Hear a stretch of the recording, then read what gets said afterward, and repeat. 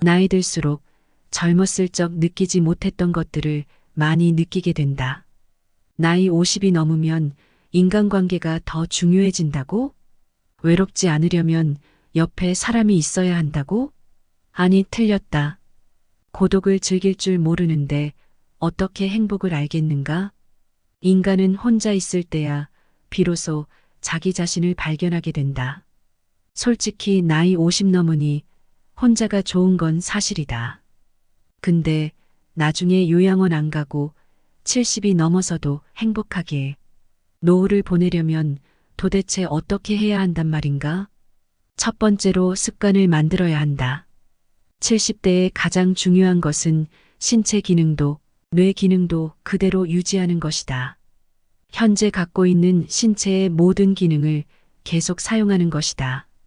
70대에 의도적으로 계속 사용하면 80대, 90대에 이르러서도 간병인을 부르는 시기를 늦출 수 있다.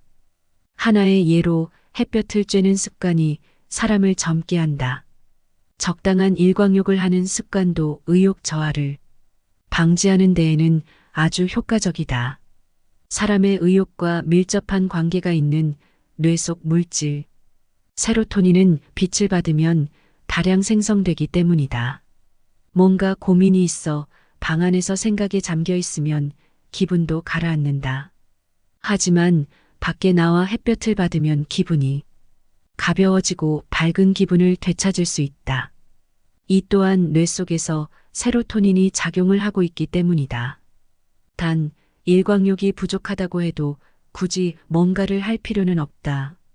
고령자는 자외선에 의한 기미가 남기 쉽기 때문에 일부러 의자에 앉아 선탠을 할 필요 등은 없다.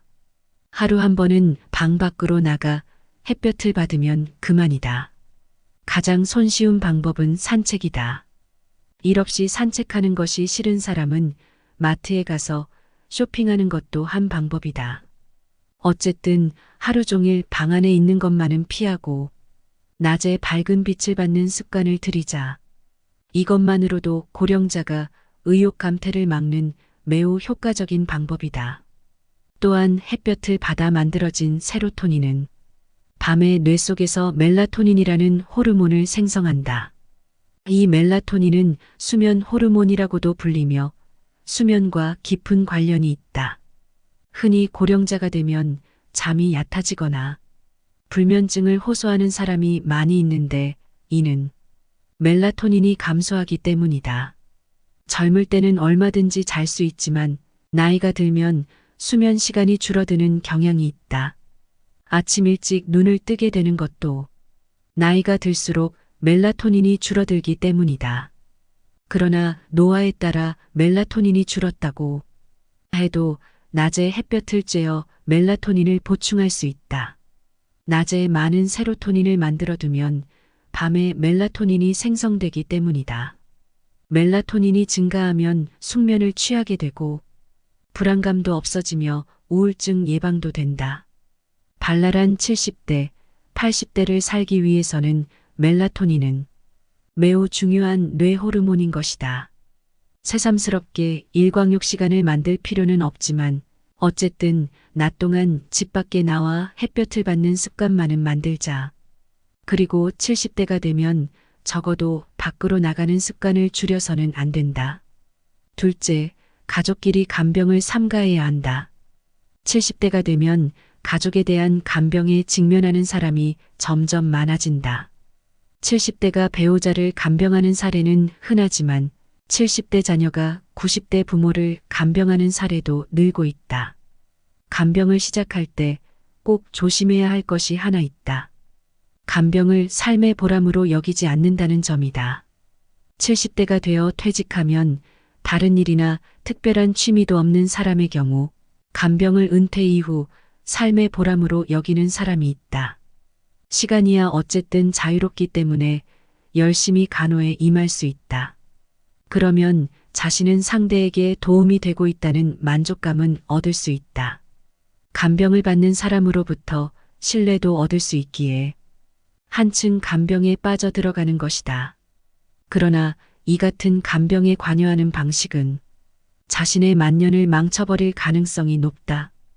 간병받는 사람 입장에서도 자신을 돌보는 가족이 불행해지는 것을 바라지는 않을 것이다.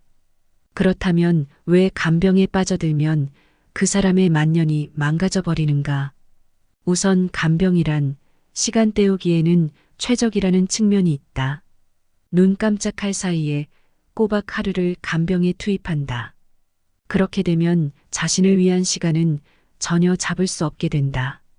간병에 투입하는 시간은 3년 지속될지, 5년 지속될지, 아니면 10년 지속될지 끝을 모르는 경우가 대부분이다.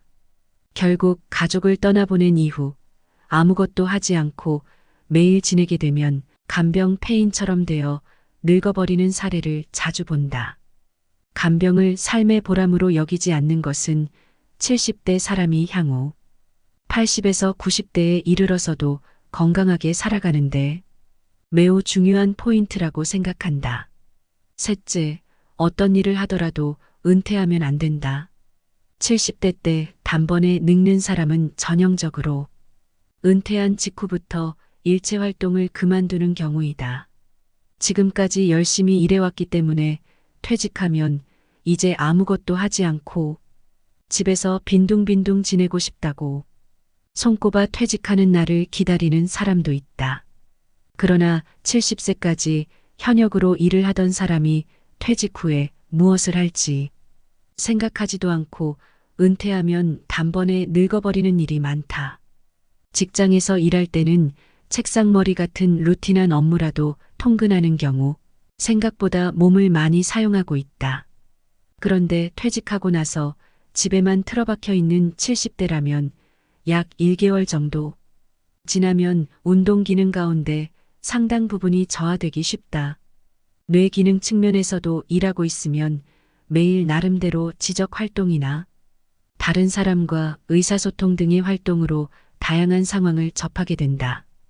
반면 집에서 지내면 평소 뇌 활동이 없어지고 치매 위험도 높아진다.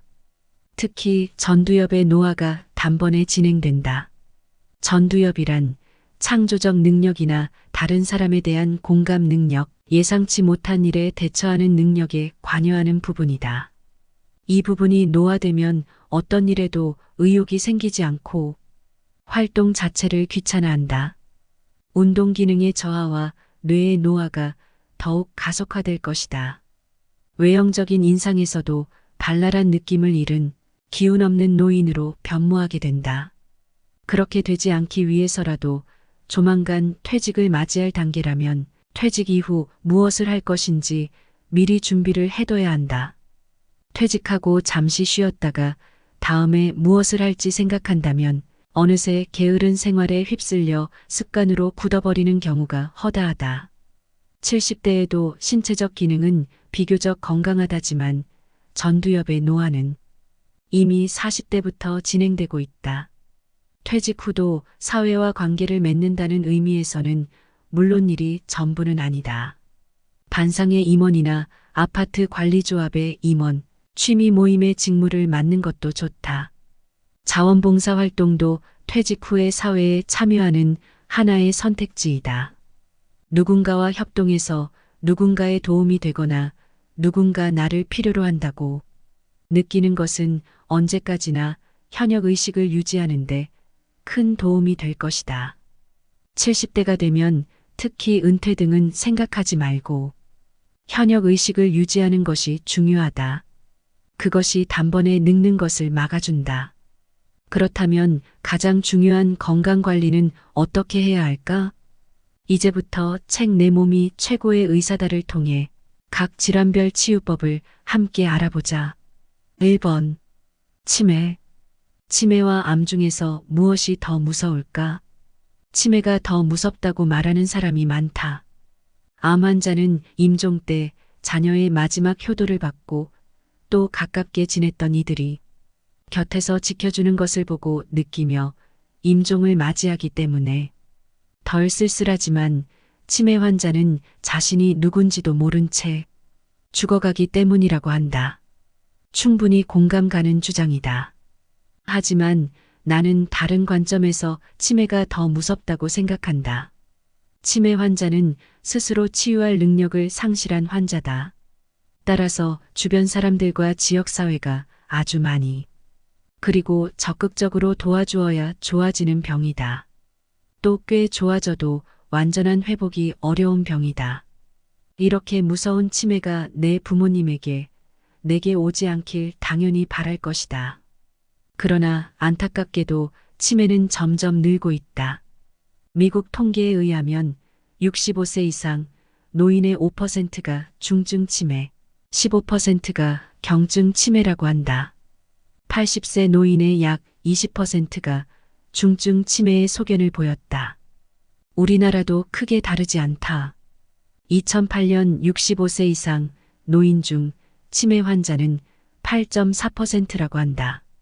그러나 더 큰 문제는 치매 노인의 수가 20년마다 2배 증가할 것으로 예상된다는 점이다. 결코 남의 일로 치부할 때가 아니다. 이처럼 매우 빠르게 늘어나고 치유가 만만치 않기에 더욱더 예방에 힘써야 할 가장 대표적인 질병이 치매다. 치매 예방은 불가능할까? 아니다. 다른 병과 마찬가지로 가능하다. 예방하려면 먼저 원인을 정확히 집어내야 한다. 흔히들 치매의 원인으로 노령화를 꼽는다. 그러나 평균 수명이 100세 정도 되는 장수촌 노인 중에서 치매 환자를 찾기란 거의 불가능하다. 또한 요즘 젊은 치매 환자의 급증이 사회 문제로 대두되기 시작했다. 건강보험심사평가원의 보고에 따르면 2010년 50대 이하 치매 환자가 7,393명으로 2006년보다 무려 93%나 늘어났다. 5에서 10년 전까지만 해도 젊은 치매 환자를 본다는 것은 상상도 못했지만 요즘은 흔한 일이 되어버렸다. 따라서 노령화가 치매의 주원인은 아니다. 그렇다면 치매의 근본 원인은 무엇일까? 또 젊은 치매 환자들이 급증하는 이유는 무엇일까? 치매는 뇌의 심각한 노화의 결과로 나타난다. 즉, 뇌세포를 힘들게 하고 뇌세포를 죽이는 상황들이다. 뇌혈관에 영양과 산소를 제대로 공급하지 못해 뇌세포를 서서히 파괴하면 어느새 자신이 누군지도 모르게 돼버리는 것이다. 다시 말해 수명이 끝나 죽기 전에 다른 신체 기능에 비해 뇌의 기능이 아주 빨리 노화된 결과다. 이제 뇌를 노화시키는 주범을 찾아보자. 자동차와 공장 공해, 농약 공해, 환경 호르몬 공해, 그리고 담배 등은 뇌세포에 상당한 피해를 준다. 이러한 것이 지속되면 당연히 치매 발생 가능성을 높인다. 그런데 왜 어떤 사람에게는 치매라는 병이 먼저 찾아왔을까? 이 세상에 같은 것은 하나도 없듯이 같은 자극에도 반응하는 신체 기관은 사람마다 조금씩 다르다. 특히 뇌 기능이 약하거나 뇌 활동이 부족한 사람이 치매에 잘 걸린다. 그러나 뇌 기능이 선천적으로 취약하다고 해서 모두 치매에 걸리는 것은 아니다. 앞서 분명한 원인을 찾았으니 당연히 살아생전 치매 예방이 가능하다. 치매를 예방하려면 첫째, 앞에서 말한 뇌세포를 죽이는 상황을 피해야 한다. 둘째, 뇌세포를 활성화시켜야 한다. 이렇게 사는 분들이 누군가? 바로 장수촌 노인들이다. 그러기에 장수촌에는 치매 환자가 거의 없다. 자연과 더불어 사는 소박한 삶이야말로 가장 확실한 치매 예방법이다. 2번. 고혈압. 미국의 경우 고혈압 환자는 성인 3명 중 1명 이상일 정도로 흔하다. 우리나라는 어떨까? 국민건강보험공단과 건강보험심사평가원의 자료에 의하면 30세 이상의 고혈압 유병률은 2008년에 26.3%, 2010년엔 26.9%로 갈수록 높아지고 있다. 또한 고혈압은 한번 약을 먹기 시작하면 평생 먹어야 하는 질환으로 알고 있다. 그리고 약으로 혈압 수치가 조절되면 해결된 줄 알고 안심한다. 즉, 고혈압은 평생 약에 의존하면서도 나을 수 없는 병으로 이해하고 치유를 포기하며 사는 것이다. 병원에서 의사들이 그렇게 말했으니 믿을 수밖에. 정말 그럴까? 아니다. 약을 끊고 혈압도 잡고 건강을 되찾고 싶다면 생각을 바꾸자. 먼저 고혈압은 병도 아니다라고 생각하자. 혈압이 올라가는 고혈압은 그 자체론 병이 아니다. 아, 내 몸에 무언가 문제가 생겼구나 하고 알려주는 하나의 증상일 뿐이다. 즉, 병을 만드는 삶을 일깨워주는 고마운 증상이다. 그렇다고 병도 아니니 무시하자는 말이 아니다. 오히려 이런 증상이 왜 생겼는지 또 방치하면 어떤 결과가 올지에 대해 관심을 기울여야 한다. 고혈압의 합병증인 뇌혈관 질환, 심장병은 우리나라 국민의 사망 원인 2, 3위이며 만성 신부전이나 고혈압성 망막증 역시 점점 더 많아지고 사망자도 늘고 있다. 이 환자들은 거의 모두 고혈압 약을 먹었다. 약을 복용했지만 예방하지 못했다는 말이다. 다시 말해 증상만 잡으려고 기를 쓰면 쓸수록 돈과 시간 낭비는 물론 고통도 커질 수밖에 없다는 것을 이해해야 한다. 그렇다면 왜 혈압이 올라갔을까? 세포는 말초 혈관을 통해 산소와 영양을 공급받는데 어떤 이유로든 공급량이 줄어들면 우리 몸이 세포들은 더 보내달라고 요구한다. 대표적인 것이 동맥경화증으로 혈관이 좁아져 있는 경우다. 좁아진 혈관을 통해 혈액량을 늘리려면 혈압을 올릴 수밖에 없다. 즉, 피의 공급량을 늘리려는 우리 몸속 의사의 처방이 바로 고혈압이다. 고혈압의 대표적 원인인 동맥경화증은 동맥혈관이 좁아지고 굳어지고 두꺼워지는 현상을 말하는데 주로 동맥벽에 기름때가 끼어 생긴다. 가장 중요한 기름때는 콜레스테롤과 중성지방, 즉 고지혈증이다. 기름때는 외부에서 직접 섭취되기도 하고 우리 몸 안에서 만들기도 한다.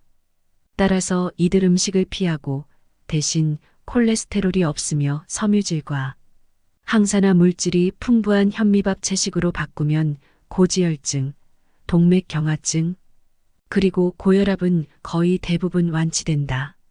짠 음식 역시 고혈압의 주원인이라는 주장도 있지만 그 역할에 대한 논란은 아직 남아있다. 분명한 것은 짜게 먹으면 다른 음식을 더 먹게 될 가능성이 높아지고 아무리 좋은 것도 지나친 것은 문제라는 인식이 필요하다. 필자의 아버님은 무척 짜게 드시고 복부 비만이시다. 그러나 소식과 규칙적인 산행으로 80대 중반을 넘긴 지금도 큰 문제가 없다. 개인적인 사례지만 짠 음식보다 과식, 그것도 나쁜 음식의 과다 섭취에 우선적으로 초점을 맞추어 해결해야 한다. 3번. 당뇨병. 흔히 당뇨는 성인병으로 여긴다. 췌장의 선천적 인슐린 분비 결함에 의해 생기는 소아 당뇨와 달리 제2형 당뇨병은 과체중과 비만한 성인에게서 주로 발생하기 때문이다. 그러나 소아에서 1형이나 2형 당뇨병 역시 계속 늘고 있는 까닭에 소아와 성인의 구분의 의미는 퇴색되어 이젠 잘 쓰이지 않는다. 국내 당뇨병 환자는 약 500만 명으로 꾸준히 증가하고 있는데 2030년에는 약 700만 명으로 전체 인구의 14에서 15%가 당뇨병 환자로 진단받을 것이라 예상하고 있다. 왜 이렇게 당뇨 환자가 증가하는 걸까? 현대의학에서는 주원인으로 노령 인구의 증가를 내세우며 어쩔 수 없는 것인 양 넘어가려고 한다. 하지만 장수촌에는 당뇨병이라는 말 자체도 생소하다. 또한 성인 당뇨병의 발생은 40에서 60대의 70%가 집중될 정도로 중장년에서 발병하며 청년기 당뇨병 발생도 기하급수적으로 늘고 있다. 유전이나 나이 때문이 아니라는 말이다. 이렇게 현실을 직시해야 당뇨병 예방과 치유의 길이 보인다. 유전이나 나이 탓을 할 것이 아니라 자연의 삶으로 돌아가면 된다. 옛사람들처럼 생활하면서 소박한 마음으로 지내면 우리 몸도 그렇게 바뀐다. 또 과격한 운동은 혈당을 빠르게 떨어뜨려 먹을 것을 찾게 만들고 더 먹게 되면 혈당이 더 오르면서 인슐린 요구량이 더 증가한다. 결과적으로 당뇨병을 더 악화시킨다. 따라서 빠르게 소모시키기보다 덜 먹는 것이 중요하다. 혈액순환을 촉진하고 신체 전반의 기능을 향상시키는 정도의 활동량이면 충분하다. 4번. 골다공증. 40세 이상 여성 가운데 19%가, 남자는 8%가 골다공증 환자다. 해가 거듭될수록 그 비율은 늘어난다. 겉보기에 건강해 보이는 20에서 30대 여성조차 30%가 골다공증의 전 단계에 해당하는 골감소증을 앓고 있는 것으로 조사됐다. 먹을 것이 부족해 영양 결핍이 흔했던 옛날보다 오히려 뼈가 더 약해진 듯하다. 왜 그럴까? 그것은 착각과 오해 때문이다. 뼈를 튼튼하게 만들어줄 것으로 믿었던 음식과 방법들이 오히려 뼈를 약하게 만드는 결과를 불러왔기 때문이다. 대다수 의사들이 골다공증 환자에게 권하는 우유나 멸치는 과다한 동물성 단백질로 이루어져 있다. 단백질은 질소와 인을 다량 함유하고 있어 분해되면 최종적으로 산성을 띠는 질소화합물과 인화합물을 생성한다. 그렇다면 골다공증 치유와 예방은 어떻게 해야 할까? 칼슘은 우리 몸을 알칼리 상태로 유지해주고 피로를 풀어주며 해독 기능이 있는 음식이 뼈를 튼튼하게 하는 음식이다. 여기에는 현미밥과 채식이 있다. 칼슘이 많이 든 음식을 우유로 알고 있지만 참깨, 다시마, 미역, 김, 케일, 무청, 고추잎 등 푸른 채소에는 우유보다 3에서 10배 이상의 칼슘이 들어있다. 다시마는 우리 집에서 맛을 내는데 기본일 뿐만 아니라 가장 많이 먹는 음식 재료 중 하나다. 무엇이든 지나치고 인위적인 것은 오히려 건강의 적이다. 자연에 가까워져라. 그러는 동안 뼈는 자연스럽게 튼튼해지고 몸과 마음은 건강해질 것이다. 지금까지의 글은 책 70세가 노화의 갈림길과 내 몸이 최고의 의사다에서 가져왔다. 100세 인생이라는 말이 나온 지도 꽤 된 것 같다. 이제 100세 시대는 예전처럼 꿈 같은 얘기가 아니다. 하지만 건강하고 튼튼하게 100세까지 살기란 쉽지 않다. 그렇기 때문에 우리는 일찍이 행복하게 또 건강하게 노후를 보낼 수 있는 방법을 공부하고 배워야 한다. 어떤 음식을 먹어야 하는지부터 어떤 습관을 가져야 하는지까지 치열하게 고민해서 건강한 신체를 만들어 나가야 한다. 나이 들수록 젊었을 적 느끼지 못했던 것들을 많이 느끼게 된다. 나이 50이 넘으면 인간관계가 더 중요해진다고? 외롭지 않으려면 옆에 사람이 있어야 한다고? 아니, 틀렸다. 고독을 즐길 줄 모르는데 어떻게 행복을 알겠는가? 인간은 혼자 있을 때야 비로소 자기 자신을 발견하게 된다. 솔직히 나이 50 넘으니 혼자가 좋은 건 사실이다. 근데 나중에 요양원 안 가고 70이 넘어서도 행복하게 노후를 보내려면 도대체 어떻게 해야 한단 말인가? 첫 번째로 습관을 만들어야 한다. 70대의 가장 중요한 것은 신체 기능도 뇌 기능도 그대로 유지하는 것이다. 현재 갖고 있는 신체의 모든 기능을 계속 사용하는 것이다. 70대에 의도적으로 계속 사용하면 80대, 90대에 이르러서도 간병인을 부르는 시기를 늦출 수 있다. 하나의 예로 햇볕을 쬐는 습관이 사람을 젊게 한다. 적당한 일광욕을 하는 습관도 의욕 저하를 방지하는 데에는 아주 효과적이다. 사람의 의욕과 밀접한 관계가 있는 뇌 속 물질, 세로토닌은 빛을 받으면 다량 생성되기 때문이다. 뭔가 고민이 있어 방 안에서 생각에 잠겨 있으면 기분도 가라앉는다. 하지만 밖에 나와 햇볕을 받으면 기분이 가벼워지고 밝은 기분을 되찾을 수 있다. 이 또한 뇌 속에서 세로토닌이 작용을 하고 있기 때문이다.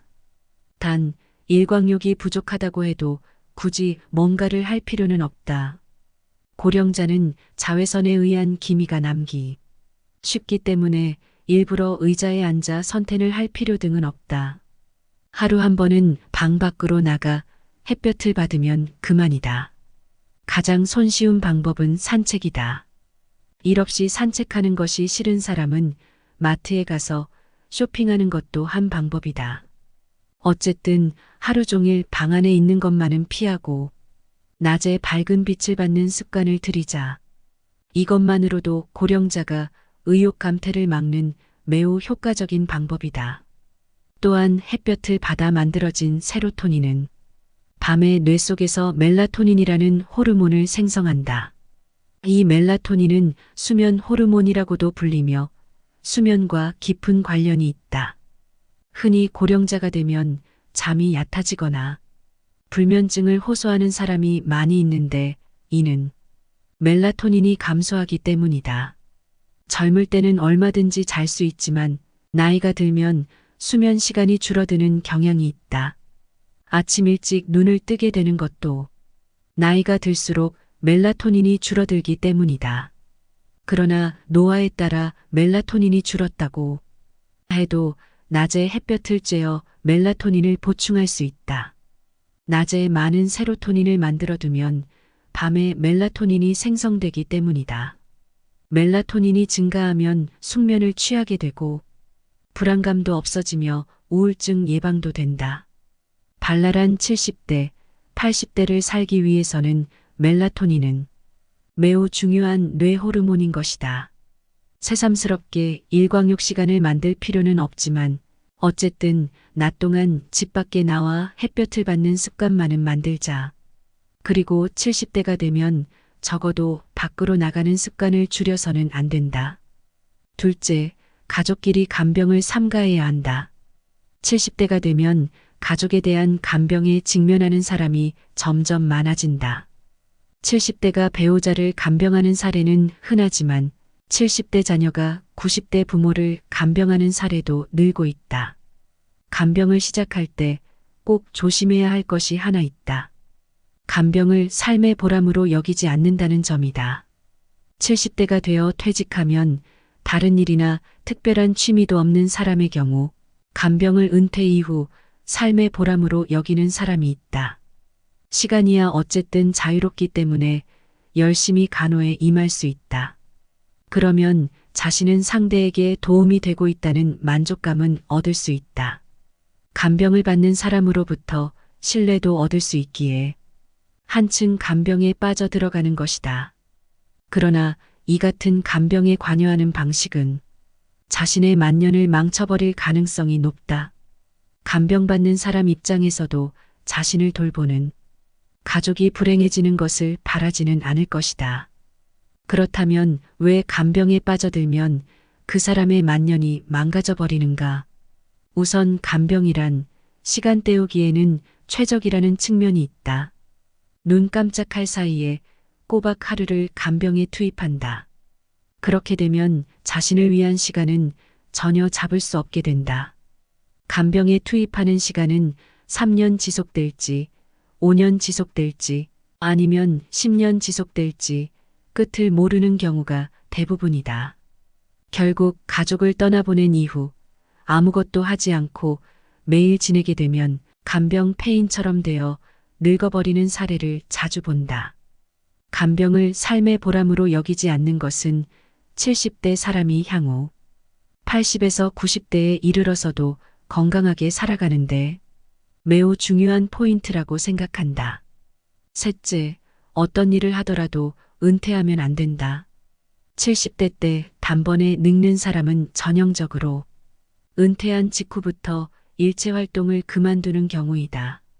지금까지 열심히 일해왔기 때문에 퇴직하면 이제 아무것도 하지 않고 집에서 빈둥빈둥 지내고 싶다고 손꼽아 퇴직하는 날을 기다리는 사람도 있다. 그러나 70세까지 현역으로 일을 하던 사람이 퇴직 후에 무엇을 할지 생각하지도 않고 은퇴하면 단번에 늙어버리는 일이 많다. 직장에서 일할 때는 책상머리 같은 루틴한 업무라도 통근하는 경우 생각보다 몸을 많이 사용하고 있다. 그런데 퇴직하고 나서 집에만 틀어박혀 있는 70대라면 약 1개월 정도 지나면 운동 기능 가운데 상당 부분이 저하되기 쉽다. 뇌 기능 측면에서도 일하고 있으면 매일 나름대로 지적 활동이나 다른 사람과 의사소통 등의 활동으로 다양한 상황을 접하게 된다. 반면 집에서 지내면 평소 뇌 활동이 없어지고 치매 위험도 높아진다. 특히 전두엽의 노화가 단번에 진행된다.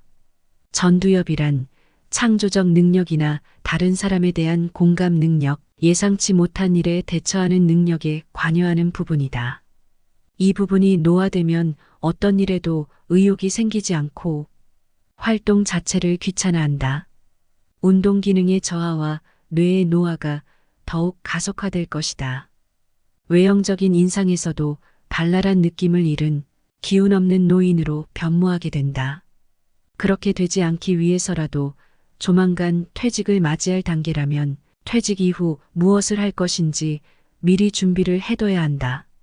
퇴직하고 잠시 쉬었다가 다음에 무엇을 할지 생각한다면 어느새 게으른 생활에 휩쓸려 습관으로 굳어버리는 경우가 허다하다. 70대에도 신체적 기능은 비교적 건강하다지만 전두엽의 노화는 이미 40대부터 진행되고 있다. 퇴직 후도 사회와 관계를 맺는다는 의미에서는 물론 일이 전부는 아니다. 반상의 임원이나 아파트 관리조합의 임원, 취미 모임의 직무를 맡는 것도 좋다. 자원봉사 활동도 퇴직 후에 사회에 참여하는 하나의 선택지이다. 누군가와 협동해서 누군가의 도움이 되거나 누군가 나를 필요로 한다고 느끼는 것은 언제까지나 현역 의식을 유지하는데 큰 도움이 될 것이다. 70대가 되면 특히 은퇴 등은 생각하지 말고 현역 의식을 유지하는 것이 중요하다. 그것이 단번에 늙는 것을 막아준다. 그렇다면 가장 중요한 건강관리는 어떻게 해야 할까? 이제부터 책 내 몸이 최고의 의사다를 통해 각 질환별 치유법을 함께 알아보자. 1번. 치매.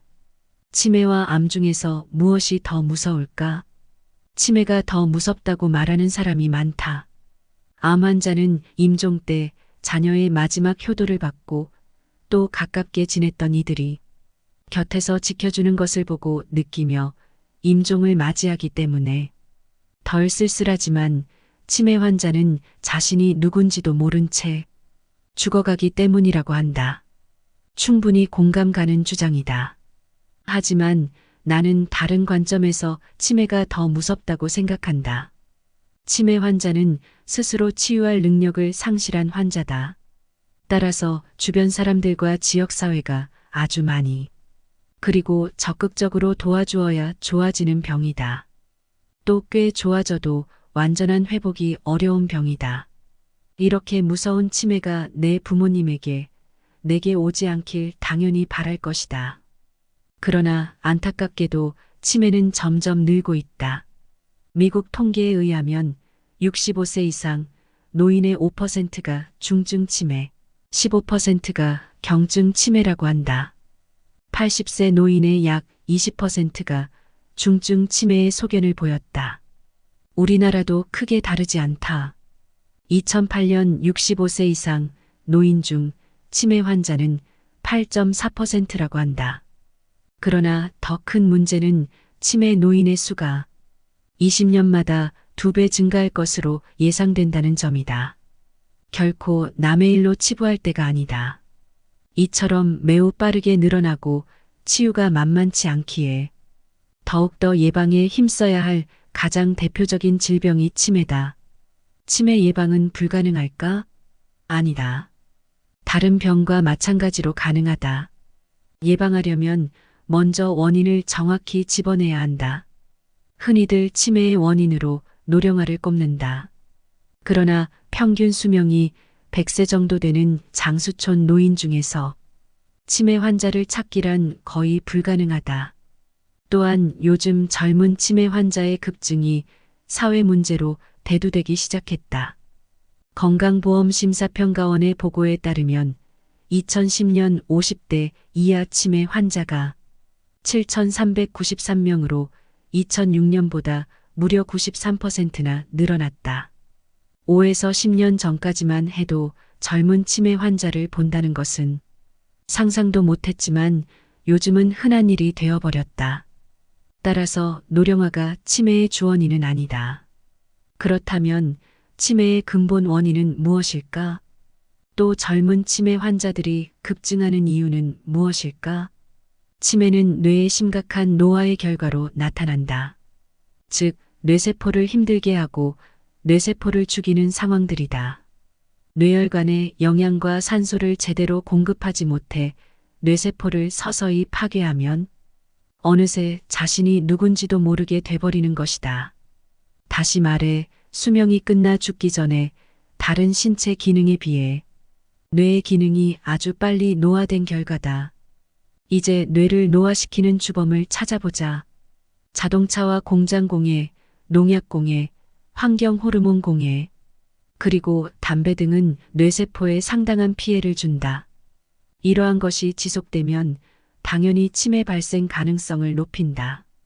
그런데 왜 어떤 사람에게는 치매라는 병이 먼저 찾아왔을까?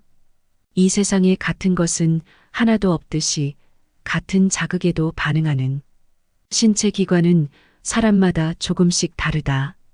특히 뇌 기능이 약하거나 뇌 활동이 부족한 사람이 치매에 잘 걸린다. 그러나 뇌 기능이 선천적으로 취약하다고 해서 모두 치매에 걸리는 것은 아니다. 앞서 분명한 원인을 찾았으니 당연히 살아생전 치매 예방이 가능하다. 치매를 예방하려면 첫째, 앞에서 말한 뇌세포를 죽이는 상황을 피해야 한다. 둘째, 뇌세포를 활성화시켜야 한다. 이렇게 사는 분들이 누군가? 바로 장수촌 노인들이다. 그러기에 장수촌에는 치매 환자가 거의 없다. 자연과 더불어 사는 소박한 삶이야말로 가장 확실한 치매 예방법이다. 2번, 고혈압. 미국의 경우 고혈압 환자는 성인 3명 중 1명 이상일 정도로 흔하다. 우리나라는 어떨까? 국민건강보험공단과 건강보험심사평가원의 자료에 의하면 30세 이상의 고혈압 유병률은 2008년에 26.3%, 2010년엔 26.9%로 갈수록 높아지고 있다. 또한 고혈압은 한번 약을 먹기 시작하면 평생 먹어야 하는 질환으로 알고 있다. 그리고 약으로 혈압 수치가 조절되면 해결된 줄 알고 안심한다. 즉, 고혈압은 평생 약에 의존하면서도 나을 수 없는 병으로 이해하고 치유를 포기하며 사는 것이다. 병원에서 의사들이 그렇게 말했으니 믿을 수밖에. 정말 그럴까? 아니다. 약을 끊고 혈압도 잡고 건강을 되찾고 싶다면 생각을 바꾸자. 먼저 고혈압은 병도 아니다라고 생각하자. 혈압이 올라가는 고혈압은 그 자체론 병이 아니다. 아, 내 몸에 무언가 문제가 생겼구나 하고 알려주는 하나의 증상일 뿐이다. 즉, 병을 만드는 삶을 일깨워주는 고마운 증상이다. 그렇다고 병도 아니니 무시하자는 말이 아니다. 오히려 이런 증상이 왜 생겼는지 또 방치하면 어떤 결과가 올지에 대해 관심을 기울여야 한다. 고혈압의 합병증인 뇌혈관 질환, 심장병은 우리나라 국민의 사망 원인 2, 3위이며 만성심부전이나 고혈압성 망막증 역시 점점 더 많아지고 사망자도 늘고 있다. 이 환자들은 거의 모두 고혈압 약을 먹었다. 약을 복용했지만 예방하지 못했다는 말이다. 다시 말해 증상만 잡으려고 기를 쓰면 쓸수록 돈과 시간 낭비는 물론 고통도 커질 수밖에 없다는 것을 이해해야 한다. 그렇다면 왜 혈압이 올라갔을까? 세포는 말초 혈관을 통해 산소와 영양을 공급받는데 어떤 이유로든 공급량이 줄어들면 우리 몸이 세포들은 더 보내달라고 요구한다.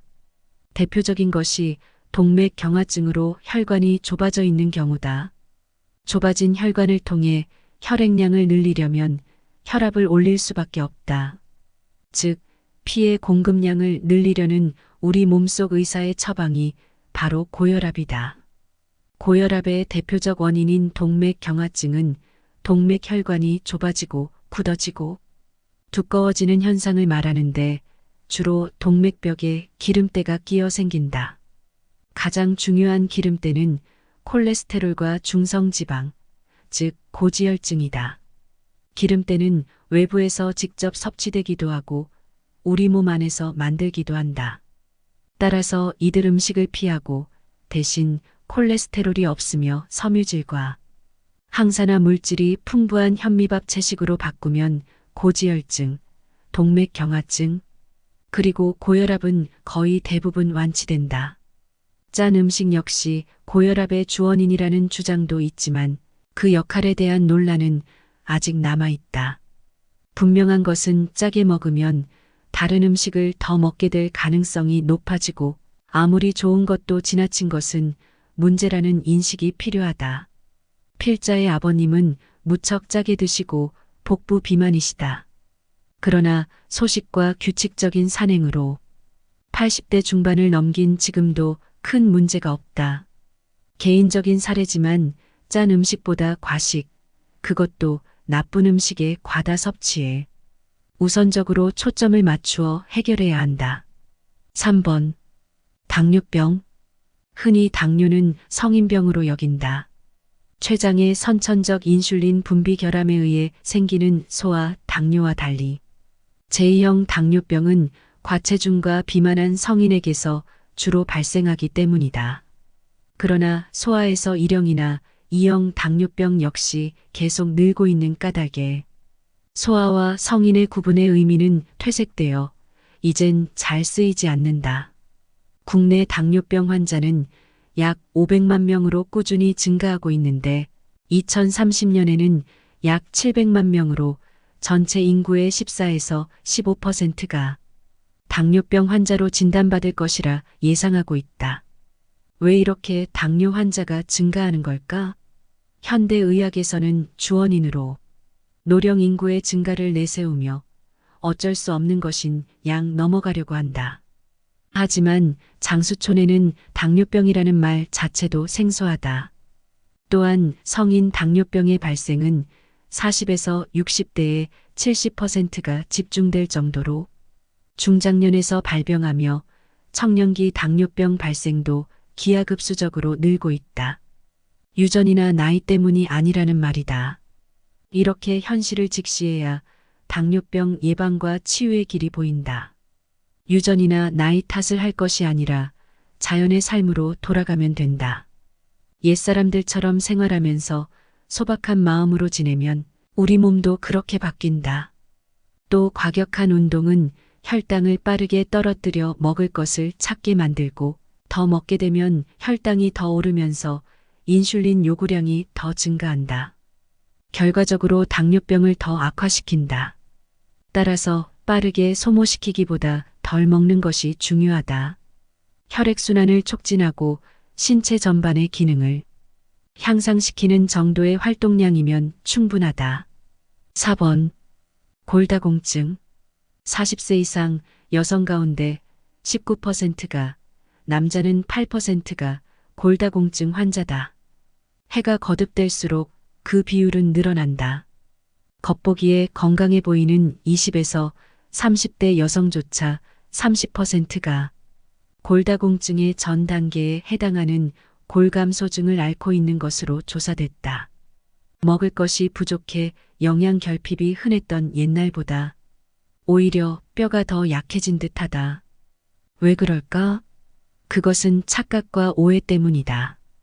뼈를 튼튼하게 만들어줄 것으로 믿었던 음식과 방법들이 오히려 뼈를 약하게 만드는 결과를 불러왔기 때문이다. 대다수 의사들이 골다공증 환자에게 권하는 우유나 멸치는 과다한 동물성 단백질로 이루어져 있다. 단백질은 질소와 인을 다량 함유하고 있어 분해되면 최종적으로 산성을 띠는 질소화합물과 인화합물을 생성한다. 그렇다면 골다공증 치유와 예방은 어떻게 해야 할까? 칼슘은 우리 몸을 알칼리 상태로 유지해주고 피로를 풀어주며 해독 기능이 있는 음식이 뼈를 튼튼하게 하는 음식이다. 여기에는 현미밥과 채식이 있다. 칼슘이 많이 든 음식을 우유로 알고 있지만 참깨, 다시마, 미역, 김, 케일, 무청, 고추잎 등 푸른 채소에는 우유보다 3에서 10배 이상의 칼슘이 들어있다. 다시마는 우리 집에서 맛을 내는데 기본일 뿐만 아니라 가장 많이 먹는 음식 재료 중 하나다. 무엇이든 지나치고 인위적인 것은 오히려 건강의 적이다. 자연에 가까워져라. 그러는 동안 뼈는 자연스럽게 튼튼해지고 몸과 마음은 건강해질 것이다. 지금까지의 글은 책 70세가 노화의 갈림길과 내 몸이 최고의 의사다에서 가져왔다. 100세 인생이라는 말이 나온 지도 꽤 된 것 같다. 이제 100세 시대는 예전처럼 꿈 같은 얘기가 아니다. 하지만 건강하고 튼튼하게 100세까지 살기란 쉽지 않다. 그렇기 때문에 우리는 일찍이 행복하게 또 건강하게 노후를 보낼 수 있는 방법을 공부하고 배워야 한다. 어떤 음식을 먹어야 하는지부터 어떤 습관을 가져야 하는지까지 치열하게 고민해서 건강한 신체를 만들어 나가야 한다.